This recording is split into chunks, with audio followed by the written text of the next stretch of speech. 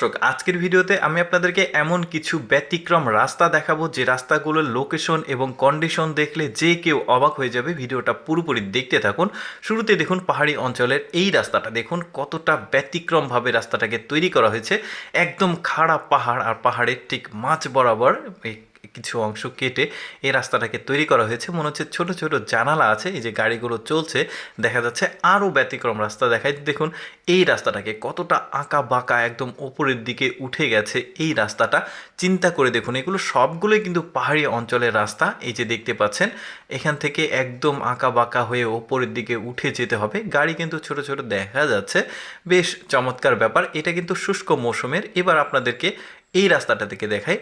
দেখুন এই রাস্তাটার যে কন্ডিশন, দেখুন সাপের মতো আঁকা বাঁকা হয়ে নিচের দিকে নেমে গেছে, তবে এটা প্লাস্টার করা রাস্তা বোঝা যাচ্ছে। এই যে দেখতে পাচ্ছেন এটা আবার একদম মানে বর্ষার সময় দেখতে বেশ সুন্দর লাগছে আশেপাশের পরিবেশ। এই যে মানুষ এখানে ঘোরাফেরা করছে উপরের দিকে এসে, কতটা পরিশ্রম হবে। তারপরে এইটা দেখুন, এটা কিন্তু আবার আলাদা রাস্তা, মানে আগে যেটা দেখলেন ওইটা একরকম আর এইটা আবার আরেক রকম। এটা চিকন আর আগেরটা ছিল মোটা। দেখতে পাচ্ছেন এগুলো কিন্তু সবই পাহাড়ি অঞ্চলের রাস্তা। যা যা দেখছেন আপনারা এতটা আঁকা বাঁকা হয়ে উপরের দিকে উঠে গেছে এই রাস্তাগুলো। তারপরে এইটা আবার আলাদা রাস্তা, এইটার যে খাড়া যে রাস্তাটার যে কন্ডিশন সেটা দেখুন।